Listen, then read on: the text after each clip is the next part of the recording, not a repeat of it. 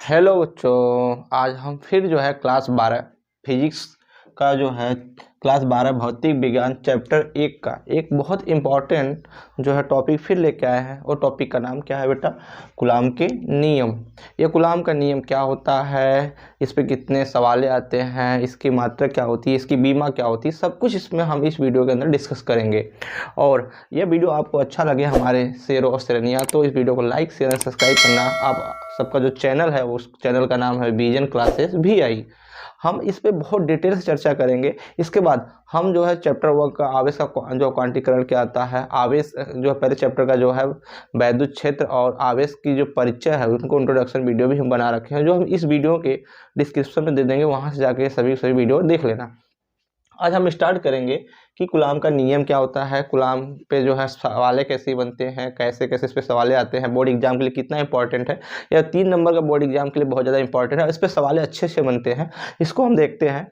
और हम इसको बहुत ईजी वे में, मतलब जितना हो सके हम उतने ईजी वे इसको तोड़ के समझाने का कोशिश करेंगे सभी बच्चों को, जिससे एक बार देखने के बाद उनको दोबारा देखने की ज़रूरत ना पड़े। तो हम चलते हैं अपने जो है टॉपिक की तरफ, कूलाम के नियम। कूलाम के नियम में हमने ये बताया हूँ, मान लो यहाँ पे हम 2 स्थिर आवेश लेते हैं, क्योंकि इस चैप्टर के अंदर जो भी हम कुछ पढ़ेंगे वह स्थिर बिंदु के लिए पढ़ेंगे, मतलब जो बिंदु होगा वो स्थिर होगा, जो आवेश होगा स्थिर होगा। इसमें हम 2 स्थिर आवेश ले रहे हैं, माना A एक स्थिर आवेश और एक स्थिर आवेश B है।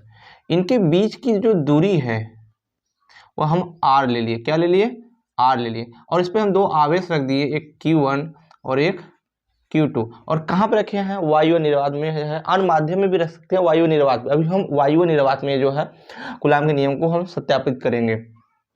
इसके बाद इनके बीच की जो दूरी होगी वो क्या होगी बेटा? R मीटर होगी। इनके बीच की दूरी R मीटर होगी। और इसमें कहीं ना कहीं इस पर एक बल कार्य करेगा F, किधर भी करेगा उससे नहीं। तो इससे हमको यह सिद्ध होता है, ये जरूरी नहीं है कि 2 आवेश जो हैं वो जैसे है। तो यहाँ पे मैंने आवेश हो सकता है ये दोनों आवेश धनात्मक हो सकता है ये दोनों आवेश ऋणात्मक हो सकता है Q1 Q2 में से एक धनात्मक हो एक ऋणात्मक हो। इससे हमको दोष सिद्ध होता है कि यदि 2 समान आवेश रहेंगे तो कैसे कार्य करेंगे बेटा? कैसा बल लगेगा? प्रतिकर्षण बल लगेगा। क्या? प्रतिकर्षण बल लगेगा।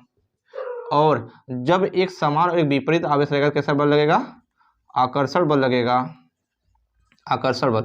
और इसी पे हमने जो है डिफिनेशन को तैयार किया हो कूलाम्स के नियम का। अब यहाँ देखते हैं डिफिनेशन क्या है। तो यहाँ देखो डिफिनेशन क्या है बेटा? दो स्थिर मैंने भी बताया, 2 स्थिर आवेशों के बीच लगने वाले आकर्षण व प्रतिकर्षण बलों तथा दोनों आवेशों के गुणनफल के अनुक्रमानुपाती तथा उनके बीच के दूरी के वर्ग के व्युत्क्रमानुपाती को ही कूलाम का नियम कहते हैं। इस अभ्यास हम इसको नियम कहते हैं। यहाँ से इसकी उत्पत्ति कैसी हुई है वो देखते हैं। उत्पत्ति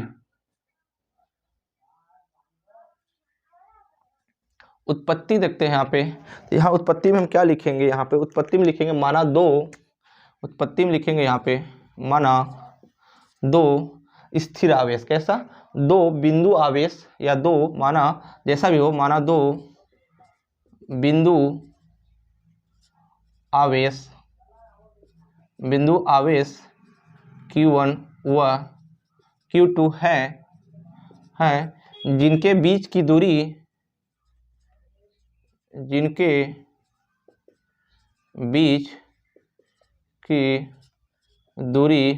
R है तथा इसका R है, क्या है? बीच की दूरी R मीटर है या R है, जिसका परावैद्युतांक जिसका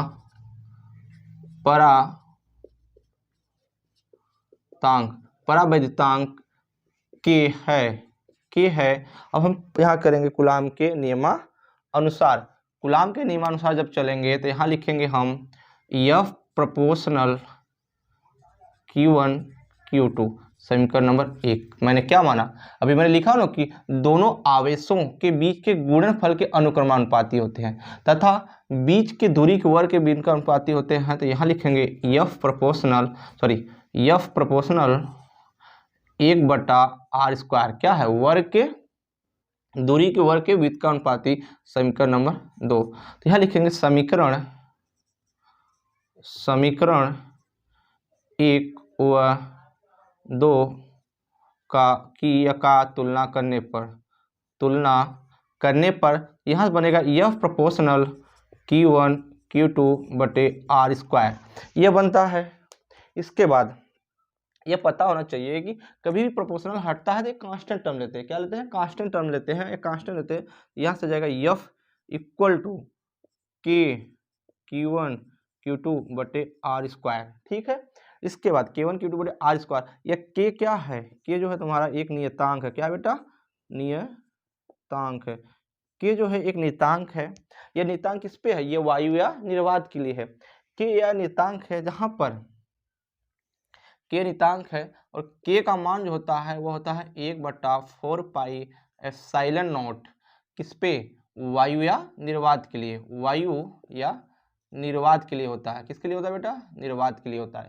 तो यहाँ जो मान निकलेगा F इक्वल टू, तो जब K का मान यहाँ रखेंगे इस जगह, ये बनेगा 1/4 पाई एप्सिलॉन नॉट Q1 Q2 बटे R स्क्वायर। यही हमारा क्या है बेटा? यही हमारा जो है कूलाम का नियम है।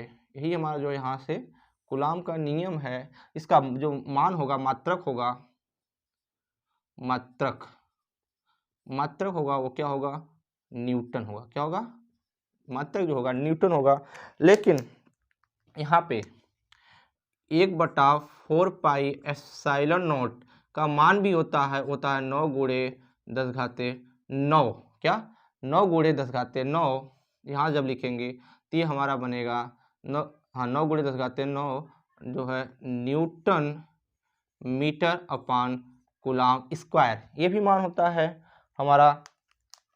तो यहाँ से जो एक और फार्मूला निकल के आएगा वो आएगा हमारा F बराबर जो है 9 गुणे 10 घाते 9 Q1 Q2 बटे R स्क्वायर। ये हमारा दूसरा फार्मूला कूलाम का निकल के आया। ये हमारा दूसरा फार्मूला। हम इस पे डायरेक्ट सवाल लगाते हैं। क्या करते हैं? इस पे हम जो है डायरेक्ट सवाल सॉल्व करते हैं। तो यहाँ पे ये क्या हो गया? ये हमारा जो ये भी हमारा जो मान आया है, जो ये फार्मूला आया है वो किसके लिए आया है? ये हमारा फार्मूला वायु या निर्वात के लिए आया है बेटा। याद रखना, इस पे हम जो है सीधा सीधा सवाल लगाते हैं और अच्छे सवाल इस पे लगेंगे, याद रखना। इसके बाद यहाँ वायु निर्वात के लिए आया है। इस पे ये जो हमारा मान आया है 1/9 गुणे 10 घाते 9 newton metre square upon coulomb होता है। ये जो एप्सिलॉन नॉट है, एप्सिलॉन नॉट है, यह वायु या निर्वात का वैद्युतशीलता है। क्या है?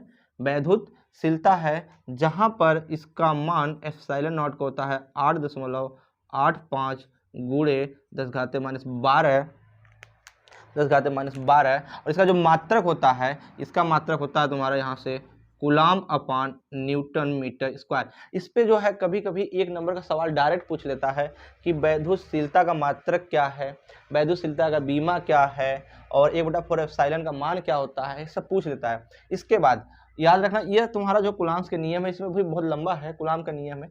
और CGS पे, किसमें? CGS में जो K का मान होता है वह तुम्हारा 1 होता है बेटा। CGS में K का मान 1 होता है। ये सब जो है बेसिक तुमको याद रखने वाली बात है। CGS में K का मान 1 होता है और यहाँ पे K का मान धातु के लिए, K का मान जो होता है धातु के लिए जो होता है वह अलग होता है। K का मान जो होता है अन्य माध्यम के लिए, अन्य माध्यम के लिए जो होता है, अन्य माध्यम के लिए अलग होता है। समझ आया नहीं है? यहाँ पे CGS में K का मान जो होता है 1 होता है, लेकिन धातु के लिए K का मान ये क्या होता है? इन्फिनाइट होता है। ये बोर्ड में एक नंबर सवाल कर देता है कि धातु के लिए K का मान कितना होता है और अन्य माध्यम में जो है तुम्हारा K का मान जो होता है वो तुम्हारा होता है 6.0 कुछ ऐसे होता है। K का मान जो होता है वो होता है तुम्हारा 6.0 होता है। तो इससे एक सिद्ध होती है, इससे एक बात सिद्ध होता है कि वायु या निर्वात में क्या होता है? वायु या निर्वात में जो है बल का मान अधिक होता है और अन्य माध्यम में बलों का मान कम होता है। कभी कभी तुम्हारे वाइवा में क्वेश्चन कर देता है कि बताओ वायु और निर्वात में, अन्य माध्यम में किसमें कूलाम का नियम द्वारा बलों का मान अधिक होता है? तो वायु या निर्वात में बलों का मान अधिक होगा और अन्य माध्यम में बलों का मान कम होगा।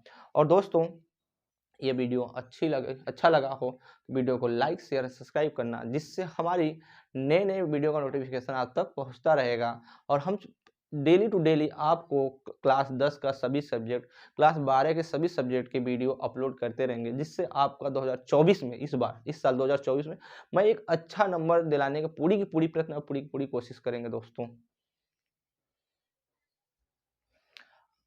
अब हम देखेंगे यहाँ से आगे वैधुशीलता का मान, मात्रक और बीमा। इस पे जो है 2 नंबर 1 नंबर का सवाल है, बनते ही बनते हैं बोर्ड एग्जाम में, और इससे हम जो है आगे जब सॉल्व करेंगे इसका यूज बहुत ज़्यादा होगा इस चैप्टर के अंदर। तो हम इसको सॉल्व करते हैं। यहाँ पे देखते हैं वैधुशीलता को हम प्रदर्शित करते हैं एप्सिलॉन नॉट से, और यहाँ पर वैधुशीलता का जो मान होता है वह होता है 8.85 गुणे 10⁻⁻12 कूलाम अपान न्यूटन मीटर स्क्वायर। अब इसको हम कैसे सॉल्व करेंगे? अभी हमने पढ़ा हूँ कूलाम के नियम में क्या होता है, यह बराबर होता है 1/4 पाई एप्सिलॉन नॉट Q1 Q2 बटे आर स्क्वायर। तो यहाँ से 4 पाई, एक बार देखो एप्सिलॉन नॉट का मान निकालोगे, इसको कैसे सॉल्व कर सकते हो? इसको ऐसे करोगे, एफ गुणे 4 पाई एप्सिलॉन नॉट गुणे r square equal to Q1 Q2 ऐसे लिखोगे, क्योंकि 4 पाई का जो यहाँ मान है वह नियतांक होता है, इसका कोई बीमा नहीं होता। ये जो 4 पाई है यह बीमाहीन राशि है, इसका बीमा नहीं होता है। तो यहाँ से हम जब एप्सिलॉन नॉट का मान निकालेंगे हमारा क्या हो जाएगा, Q1 Q2 बटे एफ गुणे आर स्क्वायर हो जाएगा। तो यहाँ से एक चीज सिद्ध हुआ कि यहाँ पे Q का मात्रक क्या होता है, आवेश का मात्रक क्या होता है, कुलामी तो होता है। आवेश का मात्रक जब कुलाम होगा तो यहाँ से हमारा बनेगा epsilon naught equal to coulomb, एक कुलाम गुणे दूसरे कुलाम, 2 आवेश है कुलाम, अपान एफ का मात्रक क्या होता है, न्यूटन होता है, और दूरी का मात्रक क्या होता है बेटा, यहाँ से मीटर स्क्वायर होता है, यही तो होता है। यहाँ जब हम लिखेंगे इसका मान, तो यह हमारा निकल के आएगा एप्सिलॉन नॉट इक्वल टू जो यहाँ पे कूलाम स्क्वायर, क्या आएगा बेटा, कूलाम स्क्वायर अपान जो होगा हमारे यहाँ से न्यूटन गुणे मीटर स्क्वायर। ये तो हमारा क्या बन गया, यहाँ से हमने ये मान निकाला, यहाँ से हम जो मात्रक निकालें। अब हम निकालेंगे बीमा, क्या निकालेंगे बेटा, यहाँ से हम निकालेंगे बीमा। ये तो हमारा जो मिला है मात्रक मिला है, क्या मिला है, ये हमारा जो निकल के आया है, ये हमारा आया है मात्रक, ये हमारा आया है मात्रक। अब हम निकालेंगे बीमा निकालेंगे। तो यहाँ पे एक चीज याद रखना, बीमा निकालने के लिए तो बताओ इस चीज में I बराबर Q बटा T पढ़े हो, तो यहाँ Q बराबर क्या हो जाएगा, I इंटू टी होगा कि नहीं होगा। और I का मात्रक क्या होता है बेटा, I मतलब धारा का मात्रक क्या होता है, एम्पियर होता है, और T का मात्रक जो होता है वो समय होता है, क्या होता है, समय होता है। तो यहाँ से हम जो लिखेंगे, तो बीमा जब लिखेंगे कूलाम की जगह तो क्या लिखेंगे यहाँ पर, एम्पियर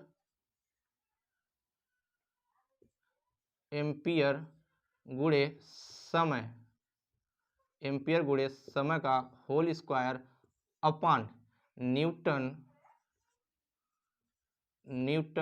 गुणे मीटर का स्क्वायर। तो एम्पियर को हम किससे डिनोट करते हैं, एम्पियर को हम जो है ए स्क्वायर हो गया, टाइम को टी स्क्वायर हो गया, और न्यूटन, अब इधर हम समझाने जा रहा हूँ, न्यूटन मतलब बल।